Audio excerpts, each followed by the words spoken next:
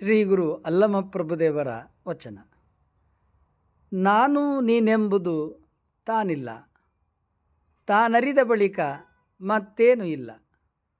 ಇಲ್ಲದ ಇಲ್ಲವೇ ಎಲ್ಲಿಂದ ಬಪ್ಪುದೋ, ಅನ್ನುವ ನರಿದು ತನುವ ಮರೆದು, ಭಾವರಹಿತ ಭಾವರಹಿತ.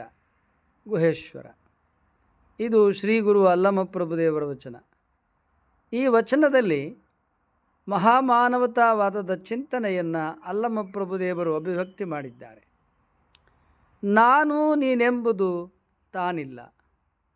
ಇವತ್ತು ಮನುಷ್ಯ ಸಮಾಜದಲ್ಲಿ ನಾನು ಬೇರೆ, ನೀನು ಬೇರೆ, ನಾನು ಶ್ರೇಷ್ಠ, ನೀನು ಕನಿಷ್ಠ, ತರತಮ ಭಾವನೆಗಳಿದೆ. ವಿದ್ಯಾವಂತ ಅವಿದ್ಯಾವಂತ, ಶ್ರೀಮಂತ ಬಡವ, ಶ್ರೇಷ್ಠ ಕನಿಷ್ಠ, ಇಂತಹ ತರತಮ ಭೇದಗಳಿವೆ. ಅಲ್ಲಮಪ್ರಭುದೇವರು ಈ ವಚನದಲ್ಲಿ ತಿಳಿಸ್ತಾ ಇದ್ದಾರೆ, ನಾನು ನೀನೆಂಬುದು ತಾನಿಲ್ಲ. ನಾನು ಬೇರೆ, ನೀನು ಬೇರೆ ಎನ್ನುವುದು ಸತ್ಯಕ್ಕೆ ದೂರವಿದ ವಿಚಾರ. ನಾನು 25 ಪಂಚ ಮಹಾಭೂತದ ತತ್ವಗಳಿಂದ ನನ್ನ ಶರೀರ, ಮನಸ್ಸು, ಇಂದ್ರಿಯಗಳು ನಿರ್ಮಾಣವಾಗಿದ್ದಾವೆ. ನೀವು ಕೂಡ 25 ಪಂಚ ಮಹಾಭೂತ ತತ್ವಗಳಿಂದಲೇ ನಿರ್ಮಾಣವಾಗಿರುವುದು.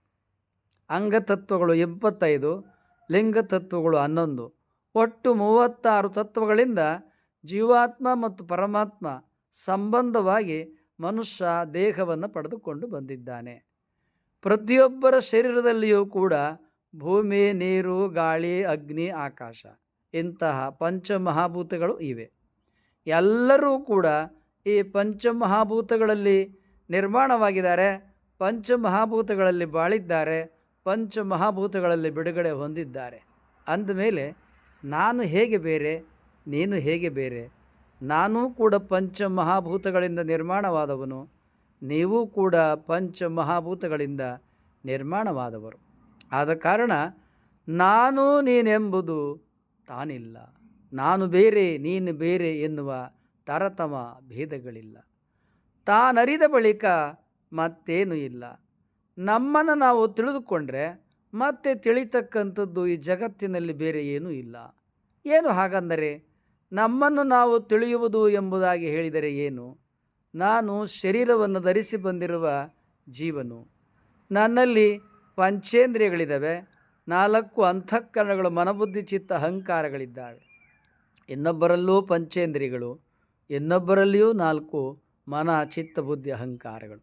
ಅಷ್ಟೇ ಅಲ್ಲ, ನಮ್ಮಲ್ಲಿಯೂ ಪ್ರಾಣ, ಅಪಾನ, ವ್ಯಾನ, ಉದಾನ, ಸಮಾನ 5 ಉಸಿರಾಟದ ಪದ್ಧತಿಗಳಿದೆ. ಮತ್ತೊಬ್ಬರಲ್ಲಿಯೂ ಇದೇ ರೀತಿಯ ಉಸಿರಾಟದ ಪದ್ಧತಿಗಳಿದೆ. ನಮ್ಮಲ್ಲಿಯೂ ಕೂಡ 5 ತನ್ಮಾತ್ರಗಳಿದ್ದಾವೆ, ಪ್ರಾಣ, ಉಪಪ್ರಾಣಗಳಿದ್ದಾವೆ. ಪ್ರಾಣ, ಅಪಾನ, ವ್ಯಾನ, ಉದಾನ, ಸಮಾನ, ನಾಗ, ಕೂರ್ಮ, ಕುರ್ಕರ, ದೇವದತ್ತ, ಧನಂಜಯ 5 ಪ್ರಾಣಗಳು, 5 ಉಪಪ್ರಾಣಗಳು ಎಲ್ಲರಲ್ಲಿಯೂ ಇವೇ ಇದ್ದಾವೆ. ಇವುಗಳಿಂದಲೇ ಇರುವುದರಿಂದಲೇ ನಾವು ಜೀವಂತವಾಗಿದ್ದೇವೆ. ನಿತ್ಯ ನಾವು ಉಸಿರನ್ನು ಒಳಗೆ ತೆಗೆದುಕೊಳ್ಳುತ್ತೇವೆ, ಉಸಿರನ್ನು ಹೊರಗೆ ಬಿಡ್ತೇವೆ. ಪ್ರಾಣವಾಯುವಾಗಿರುವ ಆಮ್ಲಜನಕವನ್ನು ಪಡೆದುಕೊಳ್ಳುವುದಕ್ಕಾಗಿ ನಾವು ಉಸಿರನ್ನು ಒಳಗೆ ತೆಗೆದುಕೊಳ್ಳುತ್ತೇವೆ, ಉಸಿರನ್ನು ಹೊರಗೆ ಹಾಕ್ತೇವೆ. ಪ್ರತಿಯೊಂದು ಜೀವಜಾಲವೂ ಕೂಡ ಈ ಉಸಿರಿನಿಂದಲೇ ಬದುಕಿದೆ, ಉಸಿರಿನಿಂದಲೇ ಬಾಳುತ್ತದೆ. ಉಸಿರು ನಿಂತಾಗಲೇ ಈ ಜೀವ ದೇಹವನ್ನು ಬಿಡುಗಡೆಯನ್ನು ಹೊಂದುತ್ತದೆ. ಆದ ಕಾರಣ ನಾನು ನೀನೆಂಬುದು ತಾನಿಲ್ಲ, ತಾನರಿದ ಬಳಿಕ ಮತ್ತೇನೂ ಇಲ್ಲ. ನನ್ನಲ್ಲಿಯೂ ಇದೇ ಉಸಿರಾಟದ ಪದ್ಧತಿ, ನಿಮ್ಮಲ್ಲಿಯೂ ಇದೇ ಉಸಿರಾಟದ ಪದ್ಧತಿ. ನಾವು ಇದೇ ಭೂಮಿಯ ಮೇಲೆ ವಾಸ, ನೀವು ಇದೇ ಭೂಮಿಯ ಮೇಲೆ ವಾಸ. ನಾವು ಈ ದೇಹವನ್ನು ಬಿಟ್ಟ ಮೇಲೆ ನಾವು ಪಂಚಮಹಾಭೂತದಲ್ಲಿಯೇ ನಮ್ಮ ಶರೀರ ಎಲ್ಲವೂ ಬಿಡುಗಡೆಯಾಗುತ್ತದೆ. ಪ್ರತಿಯೊಬ್ಬರ ಶರೀರವು ಇದೇ ರೀತಿಯಾಗಿ ಬಿಡುಗಡೆಯಾಗುತ್ತದೆ. ಅಂದಮೇಲೆ ನಾನು ಬೇರೆ, ನೀನು ಬೇರೆ ಎಂಬುದೇನಿಲ್ಲ.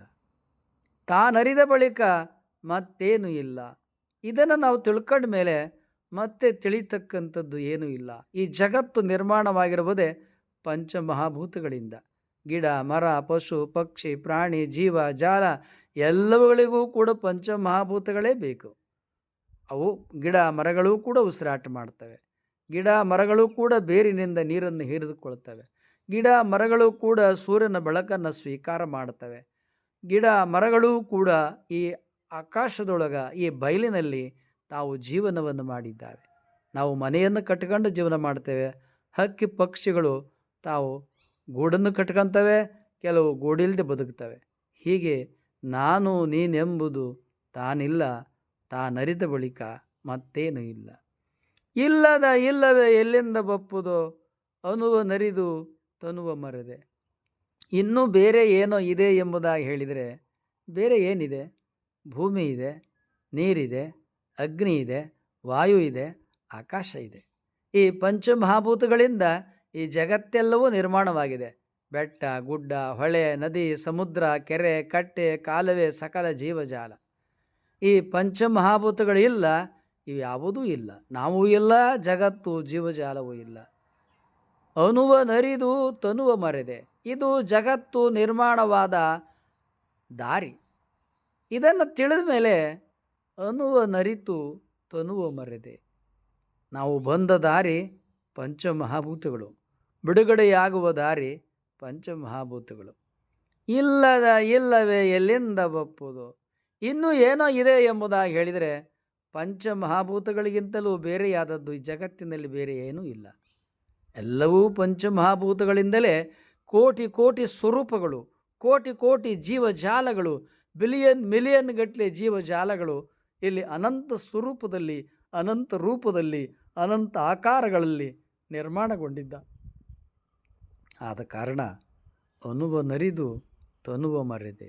ಭಾವರಹಿತ ಭಾವರಹಿತ ಗುಹೇಶ್ವರ.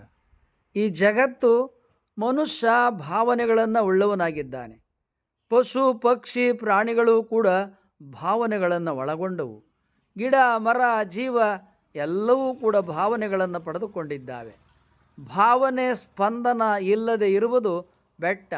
ಆದರೆ ಈ ಬೆಟ್ಟ ಗುಡ್ಡಗಳು ಕೂಡ ಅವು ಕೂಡ ಸ್ಪಂದನೆಯನ್ನು ಒಳಗೊಂಡಿದ್ದಾವೆ. ಮನುಷ್ಯನಲ್ಲಿ ಸ್ಪಂದನೆಯ ಸಂಖ್ಯೆ ಶೇಕಡ ಹೆಚ್ಚು. ಬೆಟ್ಟ ಗುಡ್ಡ ಅವು ನಮ್ಮ ಕಣ್ಣಿಗೆ ಅಚೇತನ, ಆದರೆ ಅಲ್ಲಿಯೂ ಸ್ಪಂದನ ಇದೆ, ಆದರೆ ಕಡಿಮೆ ಪ್ರಮಾಣದಲ್ಲಿದೆ. ಇದನ್ನು ಅಲ್ಲಮ ಪ್ರಭುದೇವರು ಹೇಳ್ತಾ ಇದ್ದಾರೆ. ಭಾವರಹಿತ ಭಾವರಹಿತ ಗುಹೇಶ್ವರ. ಯಾವುದು ಕಣ್ಣಿಗೆ ತೋರ್ತದ ಅಲ್ಲಿ ಭಾವನೆಗಳಿದೆ, ಯಾವುದು ಕಣ್ಣಿಗೆ ತೋರದಲ್ಲ ಅಲ್ಲಿ ಅವ್ಯಕ್ತವಾಗಿ ಭಾವ ನಿಗೂಢವಾಗಿ ಅಡಗಿದೆ. ಒಂದು ಹೂವನ್ನು ನೋಡಿದಾಗ ನಾವು ಕಣ್ಣನ್ನು ಅರಳಿಸ್ತೇವೆ, ಮಾತು ಉದ್ಗಾರವನ್ನು ತೆಗೆಯುತ್ತದೆ. ಬೆಟ್ಟ ಗುಡ್ಡ ಸಮುದ್ರದ ಅಲೆಗಳನ್ನು ನೋಡಿದಾಗ ನಮ್ಮ ಕಣ್ಣು ಆನಂದವನ್ನು ಅನುಭವಿಸ್ತದೆ. ನಮ್ಮ ಬಾಯಿ, ನಮ್ಮ ನಾಲಿಗೆ ಆ ಆನಂದವನ್ನು, ಉದ್ಗಾರವನ್ನು, ಆಶ್ಚರ್ಯವನ್ನು, ಬೆರಗನ್ನು ಸಮುದ್ರದ ಅಲೆ ತರಂಗಗಳನ್ನು ನೋಡಿದಾಗ ಅಭಿವ್ಯಕ್ತ ಮಾಡ್ತದೆ. ಕವಿತೆ, ಕಥೆ, ಮಾತುಗಳು ಉಂಟಾಗ್ತವೆ. ಇವೆಲ್ಲವೂ ಕೂಡ ಭಾವನೆಗಳ ಸ್ಪಂದನ. ಭಾವರಹಿತ ಭಾವರಹಿತ ಗುಹೇಶ್ವರ. ಈ ಜಗತ್ತು ಬೆಟ್ಟ ಗುಡ್ಡ ಅವು ಏನಿದ್ದಾವೆ, ಒಂದು ಜಡ, ಇನ್ನೊಂದು ಚೇತನ. ಚೇತನ 100% ಸ್ಪಂದನ, ಜಡ ಅಲ್ಲಿಯೂ ಸ್ಪಂದನ ಇದೆ, ಅವ್ಯಕ್ತವಾಗಿದೆ, ಪ್ರಮಾಣ ಶೇಕಡ 1 ಇರಬಹುದು. ಹೀಗೆ ಅಲ್ಲಮ ಪ್ರಭುದೇವರು ಜೀವ ಜಡದ ಸಂಗಮ, ಮಹಾಮಾನವತಾವಾದದ ತತ್ವದ ಚಿಂತನೆಯನ್ನು ಅಲ್ಲಮ ಪ್ರಭುದೇವರು ಈ ವಚನದಲ್ಲಿ ವಿವರಿಸಿದ್ದಾರೆ. ನಾನು ಬೇರೆಯಲ್ಲ, ನೀನು ಬೇರೆಯಲ್ಲ, ನೀನು ಕನಿಷ್ಠನಲ್ಲ, ನಾನು ಶ್ರೇಷ್ಠನಲ್ಲ.